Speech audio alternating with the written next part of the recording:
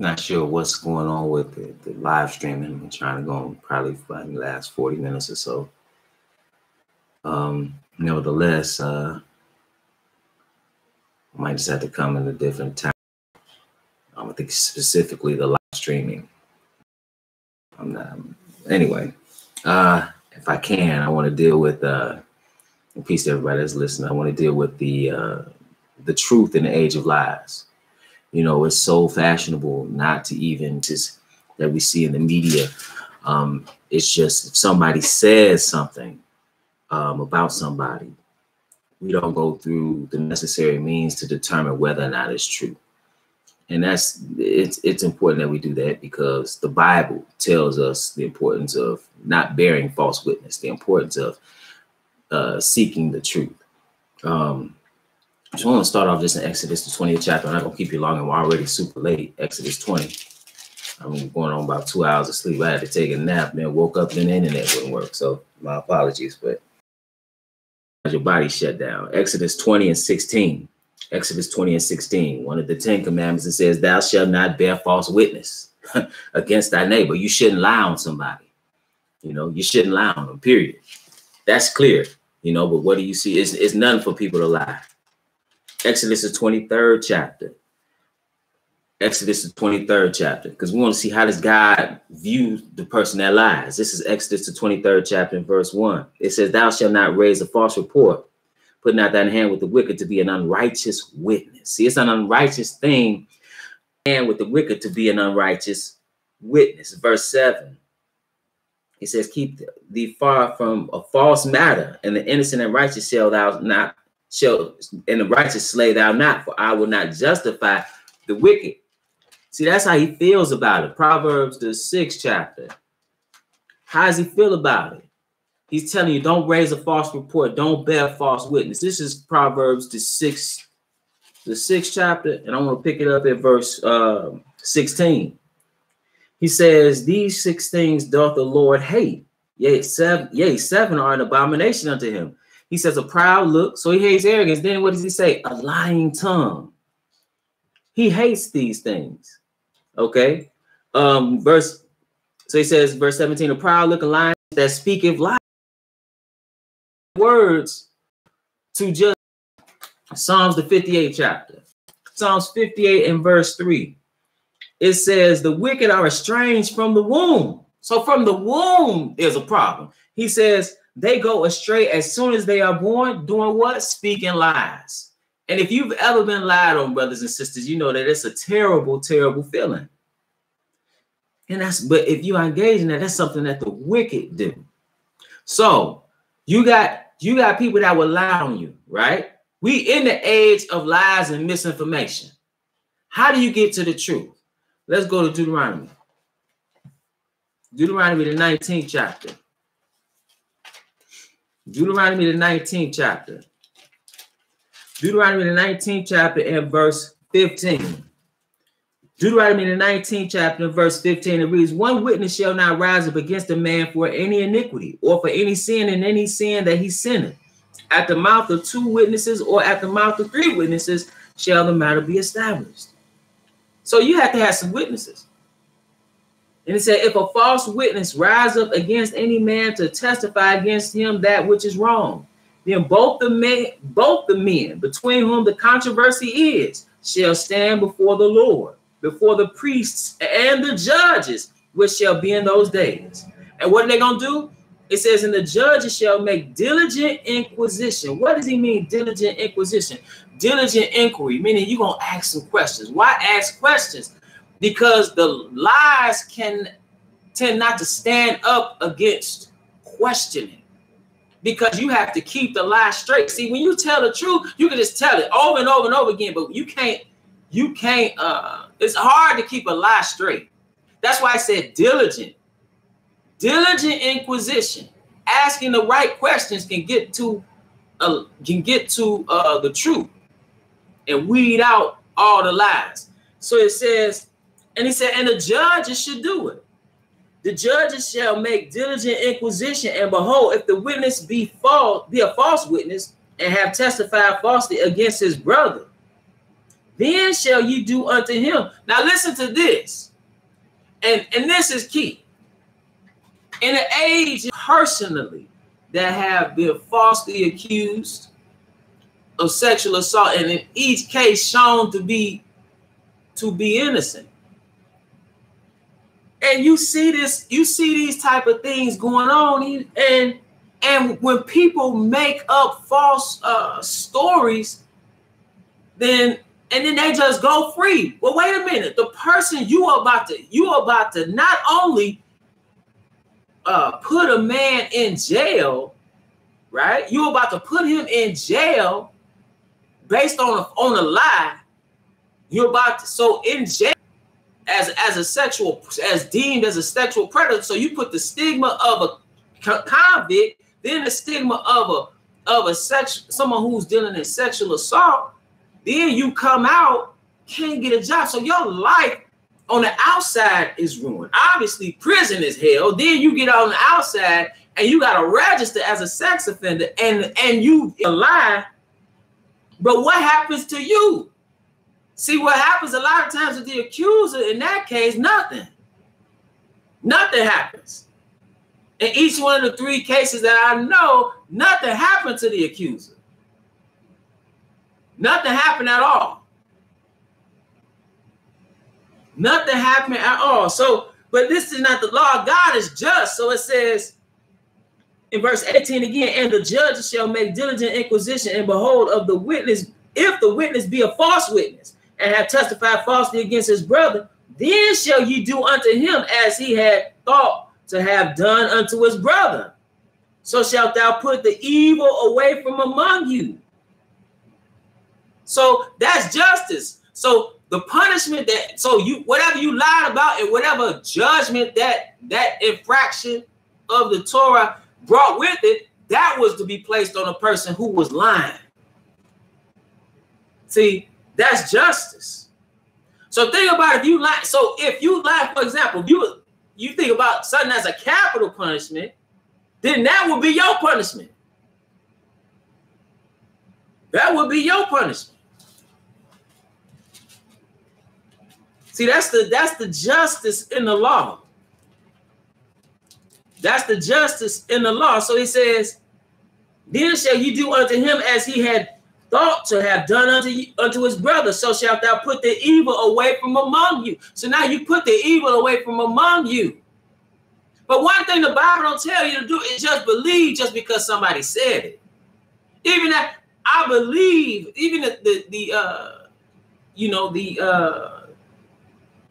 the slogan, I believe her. Like, that's good that if something happened, it should be brought forth and put on the table. However, you can't just believe somebody just based on them saying it, because people can say anything for any reason. For any reason. So it says, then shall ye do unto him as he had thought to have done unto his brother, so shalt thou put the evil away from among you, and those which remain shall hear and fear. See, you less likely to just accuse somebody of something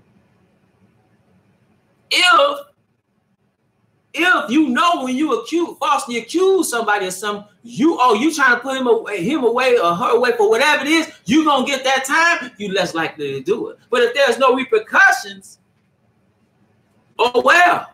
That's just like the brother where he in the Uber driving and the woman got on the car. She don't know she being taped, and he said asking her to please leave his car, and she said, that's all right, I got you. I'ma just say you assaulted me. He said, man, I didn't put my hands on. That's okay. Who they gonna believe? So that's the kind of thing that's going on right now. Any such evil among you. But see, if it was the case where, you gonna falsely accuse somebody, and then you try to put them in jail and your butt end up in jail, it'd be different. He said, and thine eye shall not pity, but life shall go for life, eye for eye, tooth for tooth, hand for hand, foot for foot. Sounds like justice. Sounds like justice, brothers and sisters. Let's go to 1 Kings, because it's a serious thing when you lie. You could, brothers and sisters, the tongue and the lies can lead to death. Let's go to 1 Kings, the 21st chapter. 1 Kings, the 21st chapter. And we want to pick it up at verse 1. 1 Kings 21 and verse 1. Because here we have Ahab, and he is coveting Naboth's vineyard. So it says in verse 1, and it came to pass after these things that Naboth the Jezreelite had a vineyard which was in Jezreel, hard by the palace of Ahab. Hard means close to, by the palace of Ahab, king of Samaria. And Ahab spake unto Naboth, saying, give me thy vineyard, that I may have it for a garden of herbs, because it is near unto my house. And I will give thee for it a better vineyard than it. Or if it seem good to thee, I will give thee the worth of it in money. So he's like, listen, I'm willing to pay for it. And Naboth said to Ahab, the Lord forbid it me, that I should give the inheritance of my fathers unto thee. See, one other thing, that we didn't just sell, children of Israel didn't just sell their land like that. They didn't just sell their land, and that because that's the inheritance. This is Leviticus, the 25th chapter, and verse 23. It says, the land shall not be sold forever, for the land is mine, for ye are strangers and sojourners with me. Okay? And in all the land of your possession, ye shall grant a redemption for the land. So, you know, say, listen, you just don't sell your own land. Let me read another example. This is Numbers. The 36th chapter. Numbers 36th chapter, verse 7. It says, so shall not the inheritance of the children of Israel remove from tribe to tribe. For every one of the children of Israel shall keep himself to the inheritance of the tribe of his fathers. That came into his house heavy and displeased because of the word which Naboth the Jezreelite had spoken to him, for he had said, I will not give thee the inheritance of my fathers. And he laid him down upon his bed, and he turned away his face and would eat no bread. It's not kingly behavior, but nevertheless, Jezebel's coming. Okay, it said verse 5, it said, but Jezebel, his wife, came to him and said unto him, why is thy spirit so sad that thou eatest no bread? And he said unto her, because I spake unto Naboth the Jezreelite and said unto him, give me thy vineyard for money, or else, if it please thee, I will give thee another vineyard for it. And he answered, I will not give thee my vineyard. And Jezebel's wife said unto him, dost thou now govern the kingdom of Israel? Arise and eat bread. Like, aren't you the king? Get up. She says, and let that heart be merry. I will give thee the vineyard of Naboth the Jezreelite. So she said, I have a way to get it for you. Don't worry about nothing. I'll get it for you. And she wrote in the letter saying, verse 8. So she wrote letters in Ahab's name and sealed them with his seal, and sent the letters unto the elders and to the nobles that were in his city dwelling with Naboth. So now you got some elders and nobles, those that would judge. Okay. And she wrote in the letters saying, proclaim a fast and set Naboth on high among the people. She had a devious plan. And set 2 men, sons of Belial, it means unworthy or worthless fellows, before him. So set these men before him, saying, thou didst blaspheme God and the king, and then carry him out and stone him that he died. So how did that stoning start? With a lie. With a lie. You can destroy somebody with the tongue. You ain't got, I'm telling you, man, I've seen it. I've seen it. And it just so happens that the men I'm talking about, each one of them was able, I mean, it was straight up egregious lies. Lying on somebody, you lying on them, they ain't even in the state. You claiming they did something. They're not even in the state, but what if they had been in the state? It just so happened, that person was out of town when you lied on. Another person just randomly got picked. Randomly got picked by somebody saying they did something. Another person, he dealing with a young lady, they dating, she ends up getting pregnant. Now he's a teen. And then what happens? She's afraid because she's pregnant, so she claims rape. Then just admit it. I was lying. That's what she said. She said she was lying. So that in jail, just like that. Like they what football player that just got out of jail. Then he after years, so he loses draft status, lose millions of dollars. Sometimes you gotta think, put yourself in better positions. But nevertheless, it's just a lie, and nothing happens. Oh yeah, this is a lie, and nothing happens. Nothing happens. So now she writes these letters and tells the nobles, the leaders, hey, proclaim a fast and then put some no good rascals in front and lie on the man, and then so based on a lie he can get stoned. All for this vineyard. And the men of his city, even the elders and the nobles who were, even just for your mind to work like that. And the men of his city, even the elders and the nobles were with the inhabitants of his city, did as Jezebel had sent unto him, and as it was written in the letters which she had sent unto them. So they knowingly went along with the lie. See, that's another thing. People can knowingly go along with a lie. You can see a whole bunch of people lying on somebody, automatically assume that it's, oh, this is the truth. Why you think it's the truth? Because a whole bunch of people said it? That don't mean just because a whole bunch of people said it, it's the truth. You got to think, what do they stand to gain? Sometimes it's money. So you don't think a whole bunch of people would get together and lie if they gonna get some money at the end? It don't even have to be for money. It could be for nothing. Just because there's a lot of people don't mean that it's the truth, because you can have a bunch of liars. I've seen that. A whole bunch of people lie on one person and get nothing for it, but they just do it.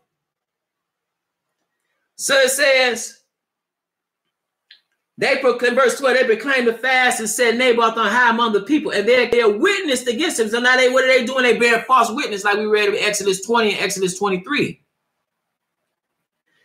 It says, and so even against Naboth in the presence of the people, saying Naboth did blaspheme God and the king. Naboth at the fast, like, man, what y'all talking about, right?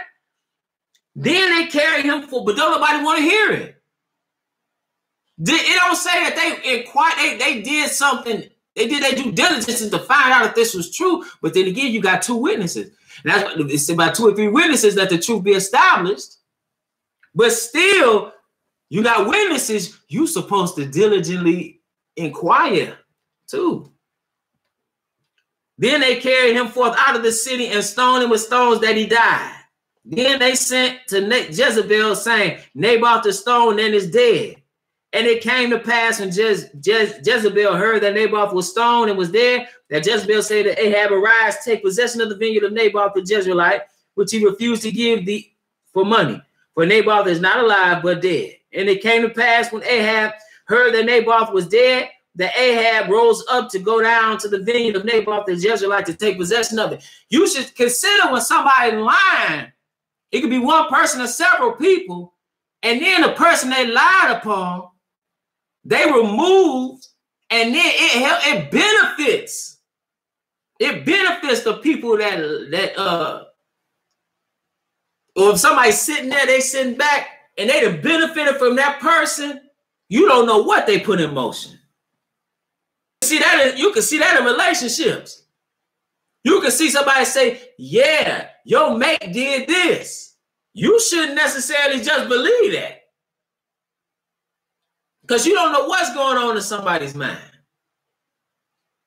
You don't know what's going on in somebody's mind, and you don't know if you don't know if they're telling the truth. You just gonna believe it just because it's foolish to just believe. I'm gonna be honest with you, brothers and sisters. I don't trust nobody.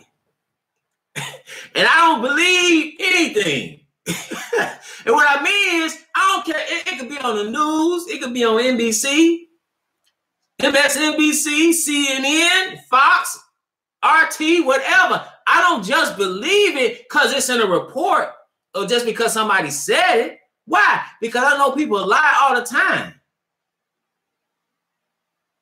And then when you look at politically what's going on, man, the people lie like they breathe. And people in politics that set up, and you know, when you look at people in front of Congress. They might be in front of the Senate, and they might be giving a testimony, right? And they are giving all these diligent questions, and people, they lying. The people they talking to lying to them, and they lying to the one they talking to. A bunch of lies. So there's no real justice. There's no real justice. Let's go to Matthew, the 26th chapter. Matthew, the 26th chapter. Because just like you have false witnesses against Naboth, here you see when Jesus is delivered up, you got false witnesses here. This is Matthew, the 26th chapter, verse 59. Matthew 26 and verse 59. It says, now the chief priests and elders and all the council sought false witnesses against Jesus to put him to death. Just like Jezebel had false witnesses to come against Naboth, she set him up. She set him up. She says, so will they rise against you. Let me hold your finger there. I want to backtrack a little bit if you don't mind. And if you do, I'm going anyway. Genesis the 39th chapter. Because when you look at the climate right now, this is fitting. Genesis the 39th chapter and verse, I'm going to pick it up at verse 2. It says, and the Lord was with Joseph. Well, actually, verse 1. And Joseph was brought down to Egypt, and Potiphar, an officer of Pharaoh, captain of the guard, an Egyptian, bought him of the hands of the Ishmaelites, which had brought him down thither. So now Joseph was sold into bondage, and we know that all ended up for the benefit of Israel. But listen to this. And the Lord was with Joseph, and he was a prosperous man, and he was in the house of his master, the Egyptian. And his master saw that the Lord was with him, and that the Lord made all that he did to prosper in his hand. And Joseph found grace in his sight, and he served him, and he made him overseer over his house. And all that he had, he put into his hand. So basically, he was in charge. Okay? Verse 80, and Joseph was a goodly person and well-favored. So to be goodly means that he was handsome. Okay? So what? He catches the eye of Potiphar's wife, his master's wife. It says, and it came to pass after these things that the master's wife cast her eyes upon Joseph, and she said, lie with me. But he refused and said unto his master's wife, behold, my master wanteth, means knoweth not what is with me in the house, and he hath committed all that he had to my hand. There is none greater in this house than I, neither hath he kept back anything from me but thee, because thou art his wife. How then can I do this great wickedness and sin against God? Right? So he said, listen, I'm not trying to deal with you. Also, he wasn't trying to commit adultery, because that's the sin. That's the sin. He didn't want to sin against God. He's like, I'm not trying to do that. I'm not trying to sin against God. And I was going to read it. You hold your finger here in Psalms, the 51st chapter. This is a psalm of penitence when David committed adultery. And when he committed adultery with Bathsheba, you know what he said in verse 4? Or verse 3, he said, for I acknowledge my transgressions, and my sin is ever before me. Against thee only have I sinned and done this evil in thy sight, that thou mightest be justified when thou speakest and be clear when thou judgest. Even though it was, he ended up committing adultery, right? He committed adultery, and even had the man killed, Uriah. He said, I sinned against the Lord. Why? Because it was in his commandment, don't do that. But nevertheless, so that's even before the commandment is given, Joseph understands. Verse 10, now Genesis 39 and 10, and it came to pass as she spake to Joseph day by day, that he hearkened not unto her to lie by her or to be with her. He wasn't trying to be with her. Business. And there was none of the men of the house there within. And she caught him by his garment, saying, lie with me. And he left his garment in her hand and fled and got him out. So he was out of there. He wasn't trying to deal with her. He was trying to get out of there. But then what happened? Verse 13, and it came to pass when she saw that he had left his garment in her hand, and was fled forth, Then she called unto the men of her house and spake unto them, saying, see, he hath brought in Hebrew unto us to mock us. He came in unto me to lie with me, and I cried with a loud voice. So now she crying with a loud voice. Hold your finger here. Man, a lot of fingers. Hold your finger here. Deuteronomy, the 22nd chapter. Deuteronomy, the 22nd chapter. So she straight up lied on the man. Basically saying he trying to take advantage of her. Deuteronomy, the 22nd chapter. I'm going to pick it up at verse 25. Deuteronomy 22 and 25. It says, but if a man find a betrothed damsel in the field, the man force her and lie with her, then the man only that lay with her shall die. But unto the damsel thou shalt do nothing. There is no sin worthy of death, for as when a man riseth against his neighbor to save her. Okay? So she's talking about, she just, so that's like, and that's an instance of rape, right? So now it says in Genesis 39 and Genesis 39 and verse 14, she says, you brought the Hebrew and mocked us. He came in unto me to lie with me, and I cried with a loud voice. That's not what happened, though. What she do? She straight up lied on him. As if he was trying to assault her. And what happened? She showed this is supposed to be evidence now. And it came to pass when he heard that I lifted up my voice and cried that he left his garment with me and fled and got him out. Okay? So now he had that garment, right? Sometimes, though, what seems to be evidence is not evidence. I'm going to say that again. What seems to be evidence is not evidence.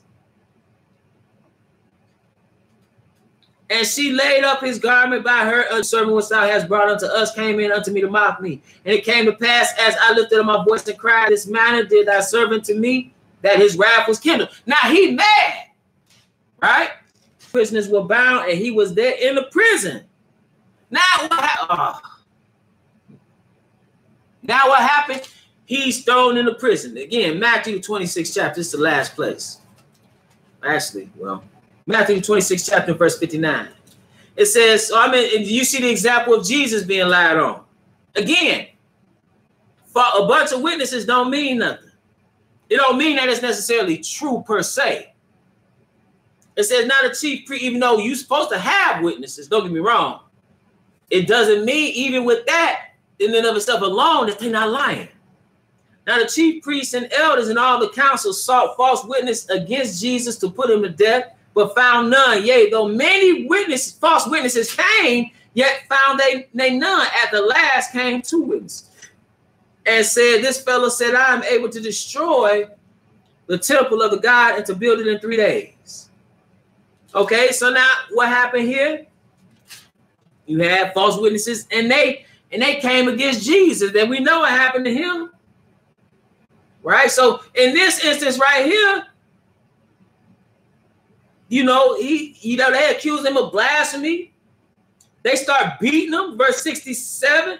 They did spit on his face and buffeted him. They smacking him. And others smote him with the palms of their hands, saying, prophesy unto us, thou. But what you have false witnesses. This is the last place, Psalms 15 chapter. Because when it's all said and done, you got to pay. But what about the righteous? Psalms 15 and 1, it says, Lord, who shall abide in thy tabernacle? Lord, who shall abide in thy tabernacle? Who shall dwell in thy holy hill? He that walketh uprightly and worketh righteousness and speaketh the truth in his heart.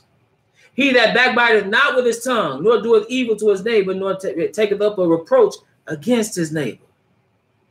So what is he not doing? He's not using his tongue in an unrighteous way to lie on his neighbor. And with that, brothers and sisters, I want to remind you that we're at the House of the Faith, meet every Sabbath at 5925 West 25th Avenue in Gary, Indiana at 1 p.m. Central Standard Time. We live stream right here on the Israel Teach YouTube channel, as well as at www.israelteach.org. If you'd like to, if you've been edified through the ministry and would like to leave a donation, you can leave one at www.israelteach.org. And with that, brothers and sisters, it's always my peace and blessings to everybody. It's always my prayer that you will edify.